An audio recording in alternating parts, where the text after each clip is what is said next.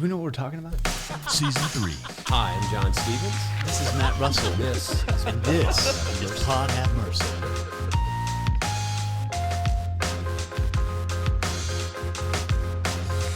So where are you in the world right now? I'm at home, and this is my little office space, which is in used to be one of the girls' bedrooms, and now is when Joshua moved into his own apartment, Grace moved across the house into her own room with her own bathroom, and so this is part of a Jack and Jill, and now it's a little TV room, and they have their gaming stuff in here, and I have my little workspace, and it works. That's great. That's great. I moved out of my bedroom and into this one. That's great. That happens when which is all COVID, right? Yeah, right. What happens when your kids move on too? You get a little more space. So, yeah. We still have 3 in the house though, so it's not like there's lots of space or anything. Yeah. And everybody's on a different schedule and all the craziness. But I know you know craziness. So. Yeah, I would love to. I still remember our first discussion in, I forget what restaurant it was in Dallas, where we were talking about one thing and then we ended up talking about kids, and it was just like trauma bonding. I know. We were in Foddy's over there. Yeah, that's right. Off of 75 and Knox, right? And I do remember. I was like, dang. Right. Just, never mind the, whatever the discussion was supposed to be about. I don't even know what it was supposed to be about, but it was great. John just walked in, but you could be the live audience. Gotta sit in the chair. Oh, is there coffee? There is coffee. Hello. Hi, John. How are you? I'm doing well. Is that the change the channel in case I don't like what she's saying? No, that's the volume. Oh. So, yeah. Did you already record the podcast? Yeah. Is it over? Did I miss it? It was awesome. That's good. Oh. Look at this. I know. We put in a new bookstore in the church, and the hospitality folks got a new coffee machine that they're just totally geeked up about.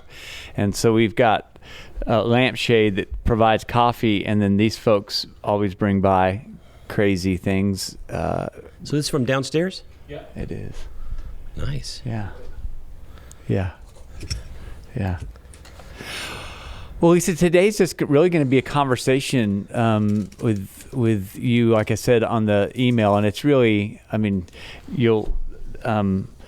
John is really an introvert. I'm just going to sit here and drink coffee while you two have smart conversations. John's an introvert and won't say much, and so trying to pull him out of his shell and to kind of just, talk with folks. You can talk Wesley and Bart and Tillich, and I'll talk chickies and duckies and puppies. And organizational theory. This is why you and Lisa Greenwood will get along well, actually, because Lisa spans both of those worlds, right? So as we begin, first of all, I just want to say thanks for being here. And number one, I've gotten to know you kind of at the TMF and at the UMDF, and for the last, 5 or so years, have just been impressed by just your insight, your ability to convene folks and have these really rich conversations that often happen on the edge of where the church is attempting to grow or attempting to make meaning. And that's not always, growth isn't always the dynamic, but is always kind of asking the question of what's happening and what are the next steps to move in fidelity towards what the Spirit's calling us to. And so, number one, I've learned a ton from you on many levels, and just want to say thanks for being here. And I wonder if you could tell us just a little bit about yourself and what you're doing at the TMF and the UMDF and what's kind of giving you life right now. Yeah. So it is really good to be here, and I have loved our relationship, Matt, along the years, along the way. getting to know each other and just watching the way that you move through relationships and connecting people and those unlikely kinships that have made such a difference in my life too. So thank you for asking me. It's really good to be here. And John and Matt both, just watching you all and Chapelwood really live into your mission is awe-inspiring. So so really fun to be with y'all. Thank you for asking me. It's a real treat. Yeah. So let's see. I'm coming to you from Dallas. I live in Dallas, and I grew up here, and went to University of Texas Austin, and went to Yale Divinity School, and then came back to the North Texas Conference and served in churches for about 20 years. And the last part of that time, I was also consulting with Horizon Stewardship Company, and I'm condensing a lot of years and a lot of personal life and ministry, right? Right. But let me say that there was a season where I was getting to work with churches on the generosity side of things, and it changed my life in a lot of ways. I deepened my own discipleship, and I would always say that when we would do a capital campaign, which honestly I would never have thought would have brought me such joy and sort of a conversion experience as it did, really, if anyone had asked me. But what I found is, I did youth ministry for a lot of years. And in youth ministry, you could do more in 1 week on a mission trip or at camp than you could do the whole year, right, in Sunday school or MYF. And that's what I experienced when I got to work with churches for a condensed amount of time over particularly raising funds that would make their dreams, living into their God-sized dreams, a reality. And so it really, what I found is that I was doing discipleship work, right? I was helping them lean into what it was that God was asking of them, and I was having a lot of fun in ministry, and in the midst of those years of ministry, not just with Horizons, but in my local church ministry, I got to know Tom Locke and Jim Turley and the work that was happening through the Texas Methodist Foundation, and saw the ways that they were coming alongside pastors in their work, and saw the ways that they were coming along congregations and helping them live into their mission. And I loved that. And I remember being really at a point in my adult life and in my ministry where I was just the happiest and most content and fulfilled that I had been. And I couldn't imagine a job that I would want more in ministry except for Jim Turley's job, right? But Jim Turley already had that job, and he was so phenomenal at it. Anyway, it turned out that Jim was headed toward retiring, and they invited me to come on and be on the team and to learn about what they were doing, and that really. This whole journey, these last 9 years with the Texas Methodist Foundation, and now with what we call the Wesleyan Investive, right? That's right. UMDF, or United Methodist Development Fund, is renamed to the Wesleyan Investive, and getting to do this work in leadership ministry has been incredible. And I can say more about that, but I mean, that's just a little bit of a journey of how I got here. Probably entirely too long-winded. No, long-winded's good. Especially on a podcast where dead air is it's kind of frowned upon by the producer. Right. Hey, so tell me, what are you experiencing over the last year and a half that seems to you to be radically different than maybe things you experienced before? I think we all were, kind of in a rhythm or a routine, or maybe we took things for granted, or fill in the blank. But for not just for church leaders, but for people who are in churches who may not even have an understanding behind the curtain. What are you hearing or sensing or experiencing that churches are dealing with, and leaders are dealing with, that's very different now than it was before March of 2020? Right. So here's what I would say, and I know you've heard this from others, that it's not so much that it's different as much as it is accelerated, in terms of the level of the rate of change is accelerated. And I would say the things that felt around the corner, if you will, for the church are screaming at us right now. And that has to do with our relevancy. It has to do with our methodology. We've been about gathering. We've spent so much energy getting people into one room for an hour.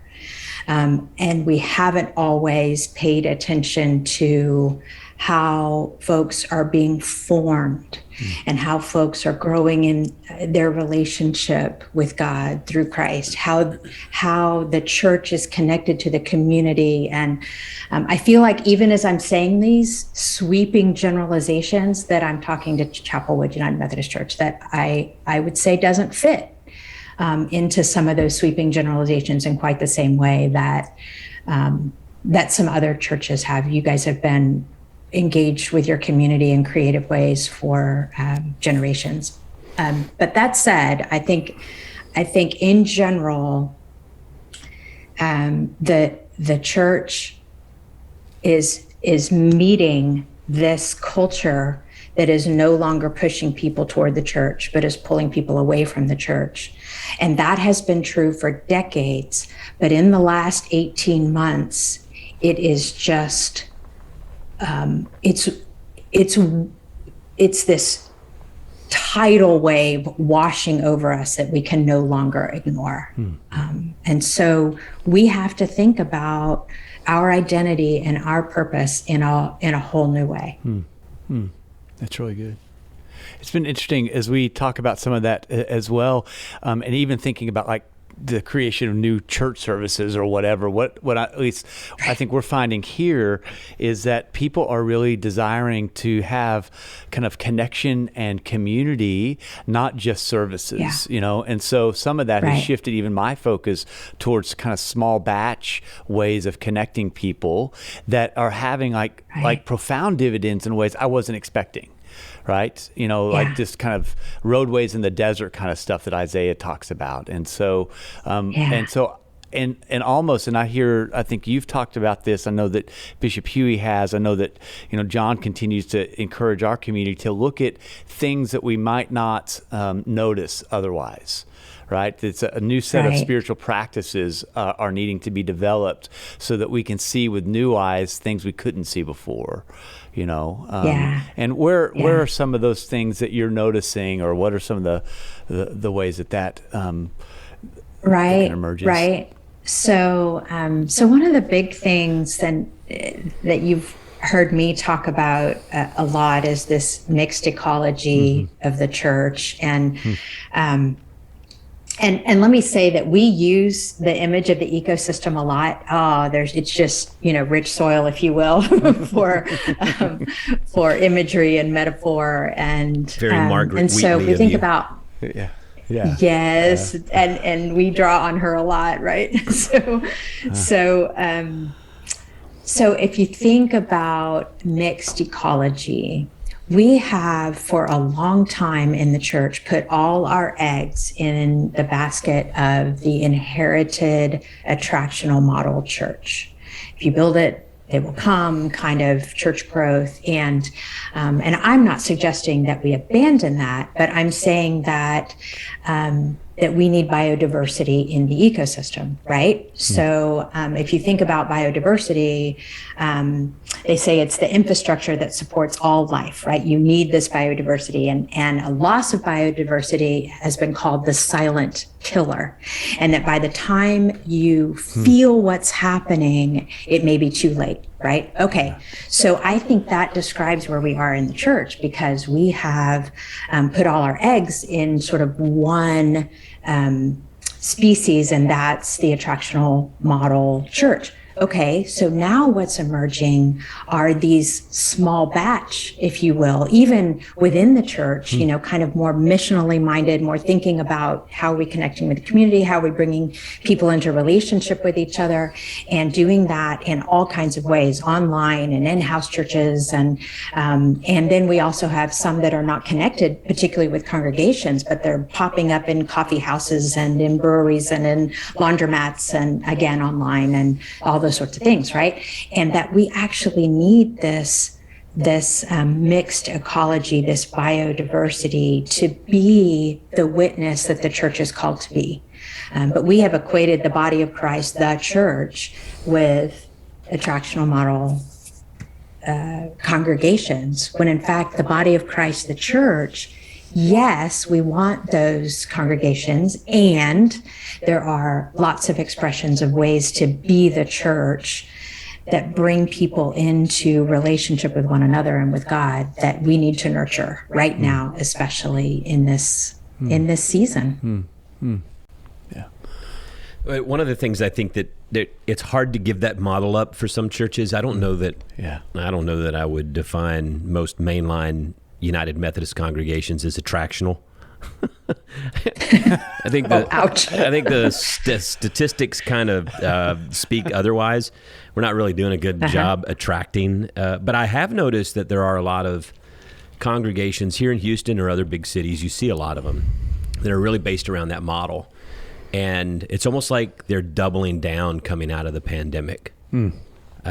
Because it's all they know. It's all they're built around. So there isn't, they don't have history. You know, one of the things I've been reading this book on truth that we're going to talk about another time, but it says when you lose your sense of history, you lose truth. And you start to just deal with sort of emotive stuff. It's all what you feel. And this is what you see in society now. It's like it's all data driven. So facts are gone. Now we poll things, and then you have to sort of layer some assumption on that. But it's all rooted in how I feel about something. So whether it's politics or race or vaccines or masks or whatever it is, it's like, what do I feel, rather than a collective historical way of thinking about what we do. And it becomes very individualized. But I've noticed that coming out of the pandemic, there's almost a doubling down in certain elements of Christianity around Christian nationalism or attractional, big box type churches. And I don't know that they know any other language or way to be.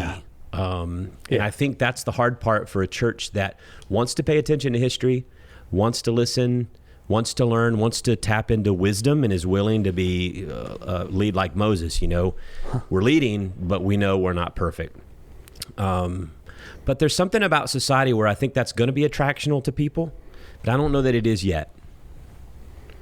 We're in a between already period. not yet. Yeah, I think what good churches are doing is going to, it's like anything in organizational cultures or system series, a delay in the system, right? So there's a delay in the logistical network of thing, and we're in the delay, and we think we don't see the results, and so we try something else instead of sticking with what we feel strongly is who we are.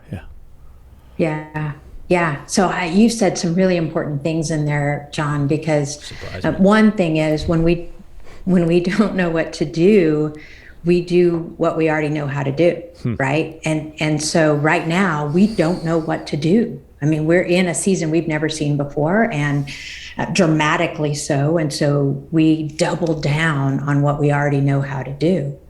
And that gets us stuck in that kind of treadmill of working harder at what we've already done, instead of expanding our imagination and asking a new question or doing something in a different way. And that feels really important right now for leaders to be thinking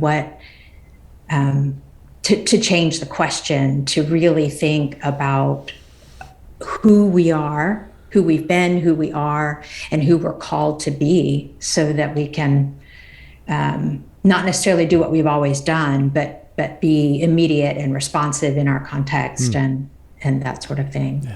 The other side of that is, you only learn one of two ways. You either learn by imitating some other model that's out there, imitation that works, or trial and error. And I think forever before the pandemic, we were always imitating. We were finding a model that was successful, like North Point, in Atlanta. For 1999, or 12 Stone in Atlanta, or, you pick out, Watermark in Austin, whatever these churches Willow are. Creek. Yeah, you find these churches and you go, we have to do it exactly like them. It's a methodological sort of, whatever happened there in the suburbs of Chicago will fit in Adel, Georgia, where there's 550 people. Right. It doesn't work that way. But so the imitation, but we did that. We did it. So it's like when contemporary worship was big, every church had to have a contemporary worship service. But what I'm finding now is that there are no models to imitate. Because as I tell people when they call me, venting about whatever it is, I'm like, I didn't get the playbook for pandemic. I didn't get this playbook. So I know as much as you do, which is nothing about. So to me, it's when you go back to values, right? You have to sort of have identity. Yes. And you have to have values, and you have to double down on those aspects. Like, what's your charism? Who are you in this moment? Right. How do you vocation? It's just it's like the Israelites or the Hebrews in Babylon, and God says, build your houses there, work your jobs there, raise your families there, be where you are, be planted, and just be there and be faithful in that moment. That's what I think is the trial and error moment that we're in. Is we're learning how to be community in the midst of Babylon, of some type. Yeah, that's right. And in that place, that's where I think, like folks like TMF, the Wesley Investive, other I'm sure there's other organizations too, but are creating spaces to hold for the church to, in some ways, kind of breathe through its own panic attack. Because collectively it feels like we're denominationally and religiously, we're in this panic attack, and what we have to do is, I think, to go back to the practices that root us in where we're to be, because I think John's right in that all theology ends up being contextual theology, right? Because of the incarnation, there's 1,000 different ways we can cut that up. But because Jesus shows up in flesh in a particular place, we show up in flesh in a particular place. That's why Zondervanding of whatever doesn't work always. It's a quick fix, but I have to exegete this zip code and my own life and the context of relationships I'm in. And that's what God does to move. Or that's the stuff that God has, right? Well, and one of the things that talk about, Lisa, some things that TMF does, I know, like Melissa Mayer is in a cohort group that I believe is a TMF group. Yeah. And it's like innovative, cutting edge, let's get out here. I mean, I don't even know what's made up of the group. I know Mercy Street, which is a Chapelwood community, but talk a little bit about like things that happen in those types of think tanks. I don't know how you phrase them, but TMF does these groups where trial and error can be embraced and lifted up, right? Yeah. Right. That's the hope. And I love the way you put that, Matt, that, we're really trying to help leaders, congregations, organizations, but leaders especially, take a deep breath like any of us would do in a moment of panic, right? That to stop, put both feet on the ground, take a deep breath, remember who you are. Right. And that's part of what we're trying to do with leaders, not in a way that tells them that where they exit their work, but actually where they're more present to it. Right. Where they're paying attention to what's happening in their context, where they're paying attention, as you said, John, to their own charisms, to the charisms of their organization and how to meet this context in this moment. So the groups that we gather of leaders, and let me say that, we're intentional about gathering leaders who we believe are in a position to leverage change. And that's in their own organizations, but also larger change in the system. And because that starts locally, and that we have exceptional facilitators, and we give them space, retreats, that kind of thing, for them to listen, learn, be with their peers, ask hard questions. So it's not intended to be instructional, skills based, or prescriptive in any way. It really is intended for them to have a lot of agency over their time and what they need. And we lean into learning journeys. In other words, they might go immerse themselves in a community where they're learning from artists or civic leaders or that sort of thing, as well as church-related folks who are doing amazing things, and help them think outside the box. So, to use adaptive leadership language, Heifetz and Linsky and such, we're trying to give them balcony space where they can get outside of the sort of urgent, immediate space of the dance floor and kind of see the big picture and think about, what their world is like, what is needed, care for their own soul, but also be really present to what God is asking of them. Yeah. What are you learning from those spaces, and what are you seeing? Are there things that are kind of connecting the dots or threads that run through that you're learning from? Yeah. So the best things that I hear from leaders who are in those groups are things like, I think I might have left ministry if I hadn't been in this group at a place that reminded me of what God is doing in and through me, and that I'm not alone in this. Or when I hear things like, I have more courage in my work every day because I've been in this group and I've expanded my imagination, but I also know there are others who are also wrestling with, questions and identity and purpose. And so I'm more courageous. We're also seeing what I know you all are seeing too, that a liminal season like we're in, where everything's uncertain, not just some things, but everything feels uncertain. This liminal season is exhausting. It's exhausting to like our best leaders who are still excited about ministry and still finding ways to be creative are exhausted because their family layers and their work layers and everything that's happening in the culture, it's exhausting. And so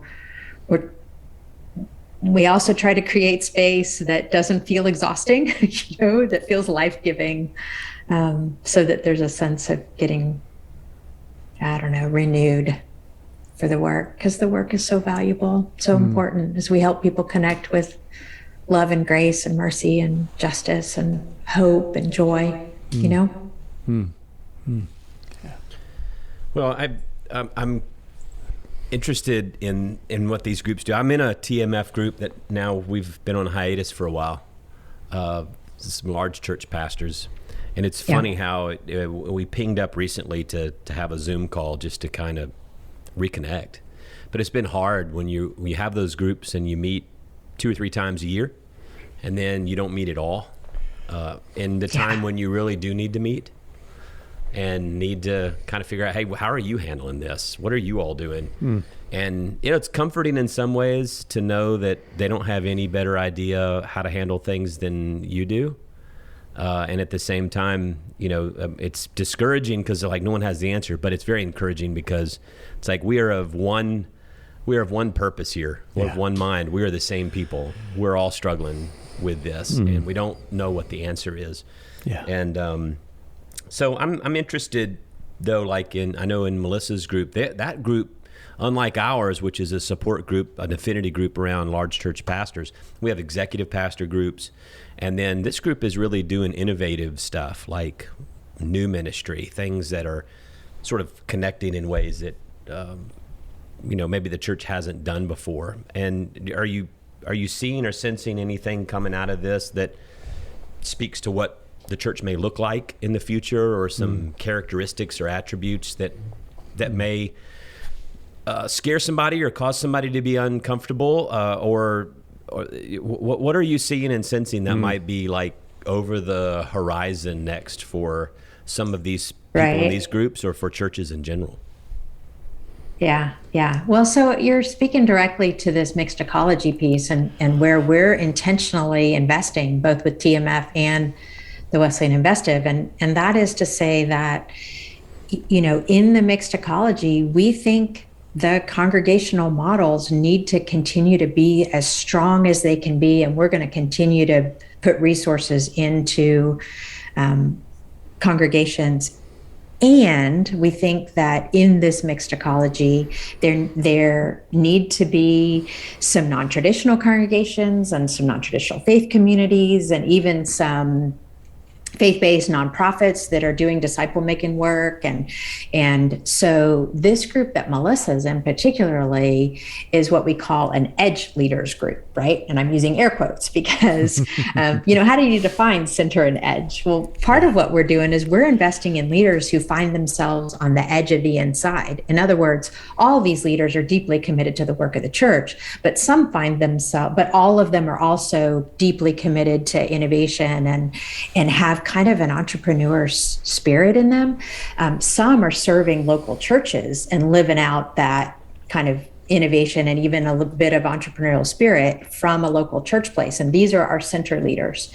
And largely they're pastoring local churches. Then we have a group of edge leaders, and they are folks that are they're also edge of the inside, but they're a little further on the edge of the inside. And so they're doing some of these creative ministries like Melissa, where, she is pastoring a faith community, but it's certainly on the edges of, your not what you would call your traditional congregation, and her whole group is made up that way. So they are. What we find is that the system itself, and I mean the system of the denomination or seminaries and that kind of infrastructure that exists, tends to have a lot in place to support folks who lead from the center.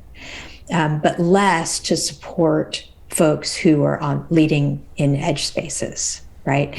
And so we're really trying to create some space where they feel supported. We're investing in them so that they have a peer group and facilitation, and they're going on these learning journeys, and we're, connecting them with, human-centered design tools and with some, other kind of learnings out there. Their needs are very different from center. They're raising funds differently, and they're engaging their communities very differently. And so really trying to give them space to be encouraged and supported, but also to have access to some tools that they might not otherwise have access to.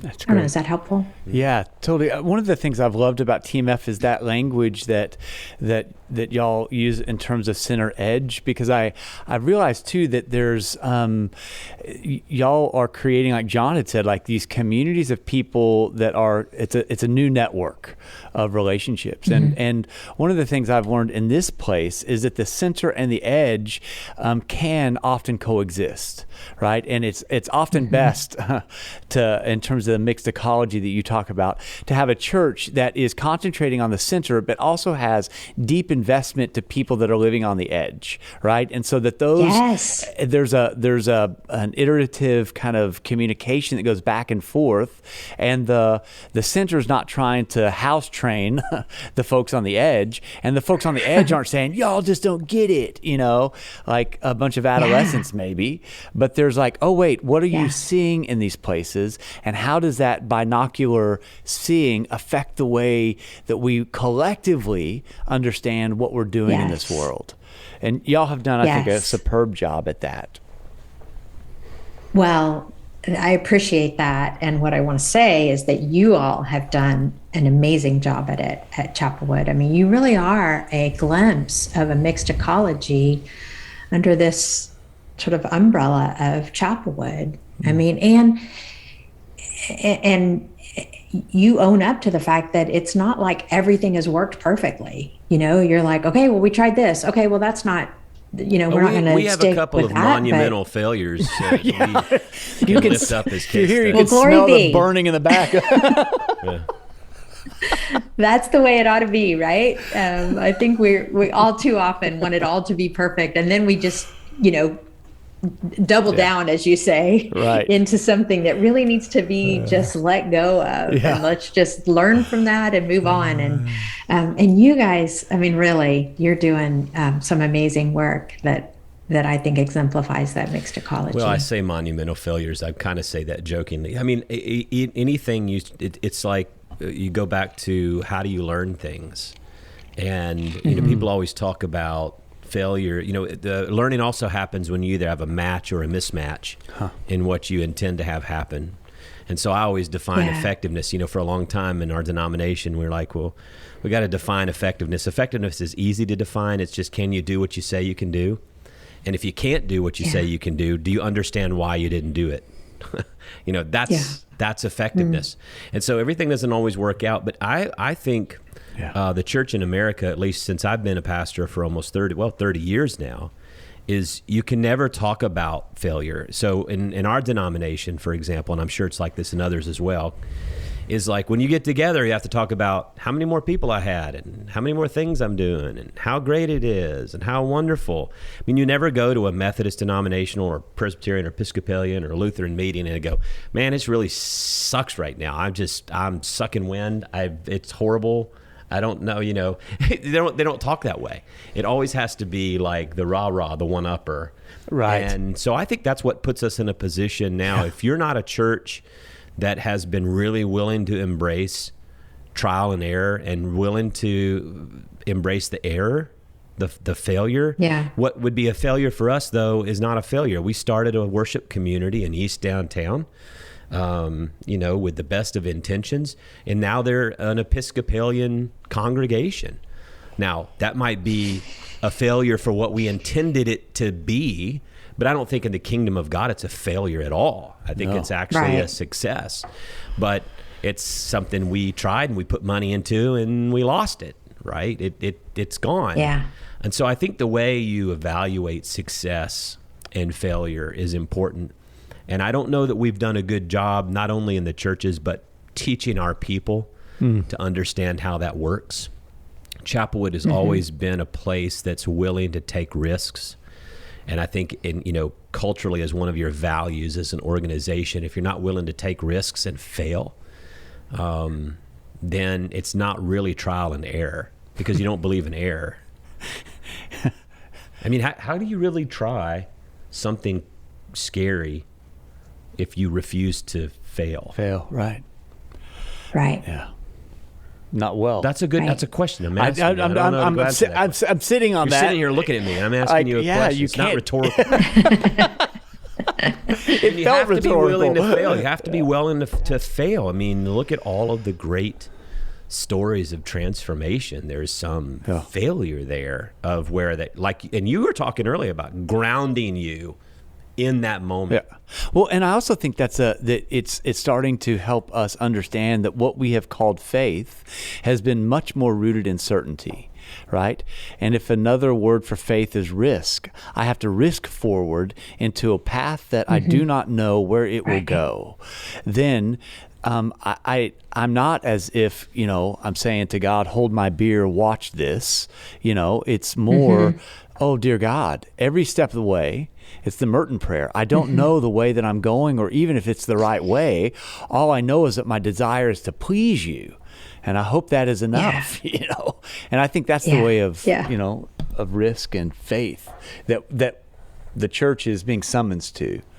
And those that do that, I don't know where that takes us, but it takes us to an edge that I think there's a smell of beauty and joy and friendship and, it's all that stuff. Or we stay, I think, in the first half of life spiritually, So anyway. Right.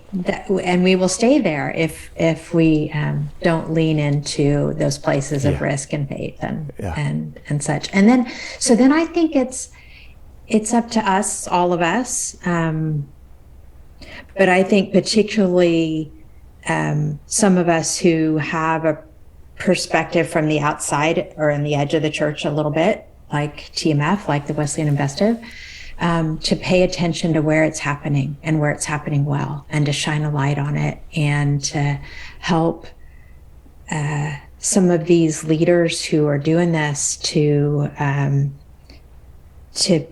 find each other, right? I mean, I think there's a real gift and a power in knowing that you're not alone as you're stepping way out into this unknown and trying these risky things. And so it feels right now, this season, I feel an urgency about really paying attention to those leaders who are stepping out and doing and taking risks and stepping out in faith and to connect and to pay attention and connect them with each other and offer support. And that feels really important for right now. That's beautiful. Hey, so I'm pivoting. Do you get a sense on at TMF, y'all work with a lot of pastors? Do you get a sense that pastoral ministry, I mean, people are bailing or leaving or departing? Did she freeze? She did. Oh, no. But that was a good face to freeze on. There she is. There she is. She's back. She's back. Yeah, you froze up from it. No, but you know what? It was really good because the face you froze on was great. Sometimes I freeze like this, like. I thought it might be because I was like, I think I'm frozen, so I was afraid it was going to be like. Hey, this is the Zoom life we live now. I think everybody's used to it. Mm-hmm. At least you had your sound on. So no, I was just asking about pastoral ministry. Yeah. Do you find pastors just giving up on ministry these days? I mean, at TMF, you work with a lot of pastors, or just the morale of pastors. What's the take you've experienced? Yeah. Actually, we were just talking about that in our team meeting.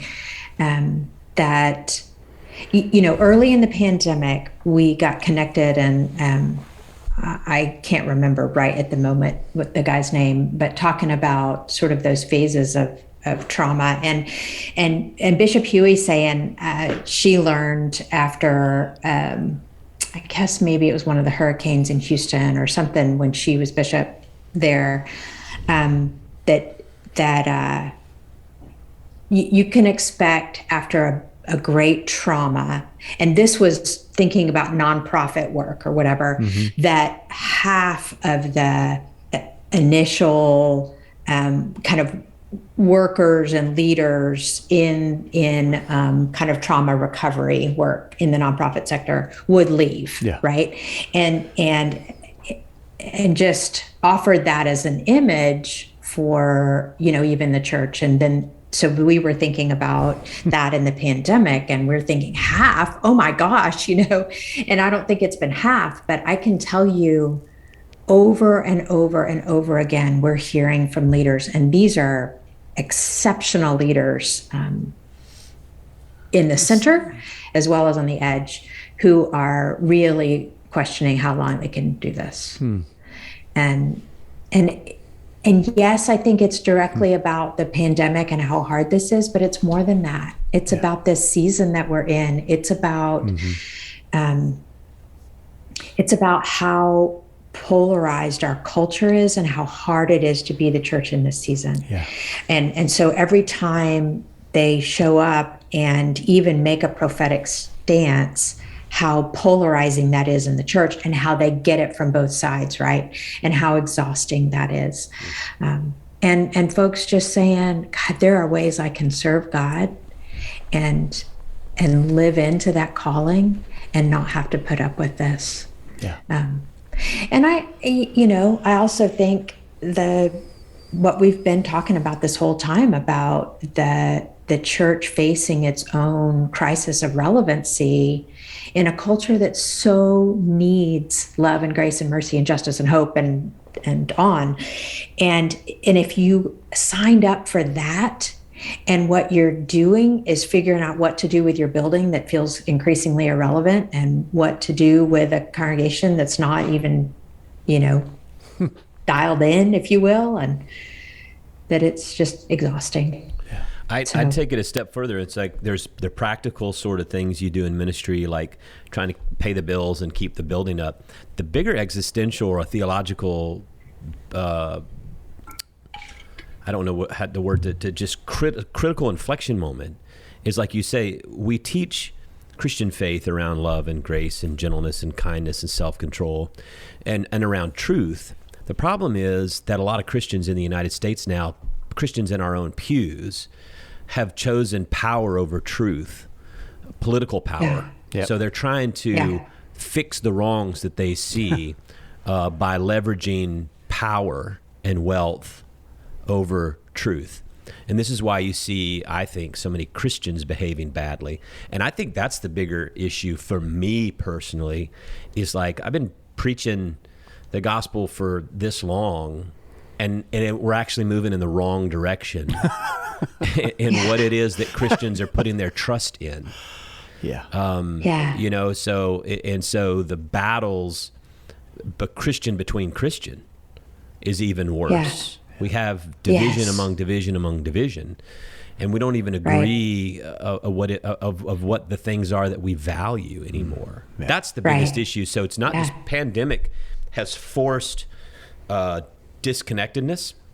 We don't communicate, and when we don't communicate, we don't have communion, and it just all kind of goes to pot. That sounds really hopeful, didn't it? That was really hopeful right there. So something we can all dance to, John. Thank you. Discouraging. right. So how do you sustain yourself, both of y'all? Positively or negatively?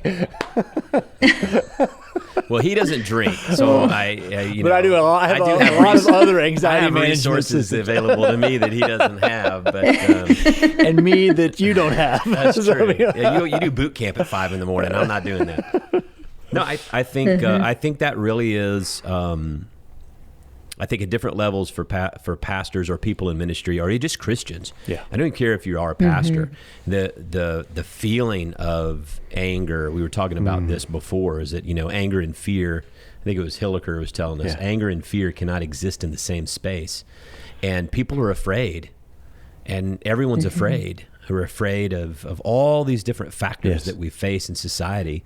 And because we're disconnected, the pandemic did, as you said, it made things come faster. It disconnected us. It unplugged everybody. Or it plugged us into things that were not healthy for us. So we got more plugged into social media, less plugged into relationships, looking at each other in the eye. Matt and I have experienced this lately where we're having to do a lot more meetings now with people, sitting down across the table with coffee, looking at each other in the eye over all these things that have been miscommunicated or misunderstood, or there's, assumptions made about just everything. I mean, you name it on the list of things. And to try to recapture communication and communion with one another. So I think the pandemic has actually taken one of the tools of our arsenal, which is community, away from us. And so when you're not able to be together, then how do you talk about complex and difficult issues? Right. I mean, I think about, you're talking about center edge ministry. Jesus is center edge. That's why I always think of Chapelwood as center edge, because Jesus was center edge. Jesus was right in the middle of the religious establishment, and yet he was on the edge of it. He didn't forsake it, but he operated on the edge of it, which was threatening both to the people on the outside and the inside. And that's where I think churches are going to have to find their space. If you're just trying to protect your building and you're trying to hold on, you're trying to get back to normal, you're screwed. You're going in the wrong direction. I think. Right. So in terms of taking care of ourselves, I think that there's, at least, John and I have talked about this collectively and separately on this stuff, is that I think kind of spiritual direction is super important for us. I think having someone that we can confide in at a space where we can kind of just show up and just be our vulnerable selves is super important. I think having space to breathe. When I was cycling, I had a guy that I cycled with, when we were going up a hill, said, now we have to be able to recover going up a hill. And I had no idea what that meant until today. realizing that we're going up a hill, but I have to find a place to recover while I'm still moving upward, against a force that I don't want to be there, right?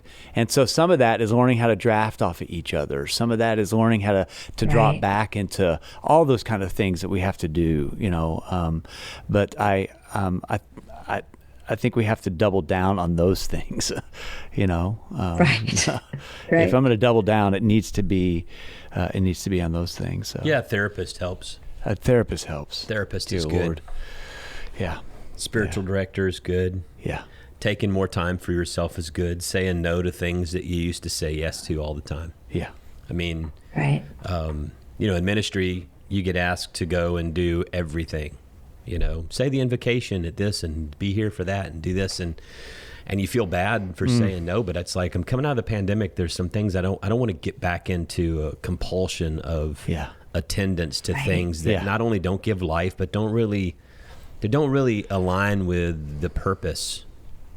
When you're talking about taking the right steps and making the right decision. And that sounds horrible because then, Miss Sally's breakfast that she wants me to do the invocation, all of a sudden she thinks that somehow this is dismissive of her breakfast or her cause. It's not. Yeah. It's just, there's only so many hours in a day. And John just invites me to go to that anyway. So I send that.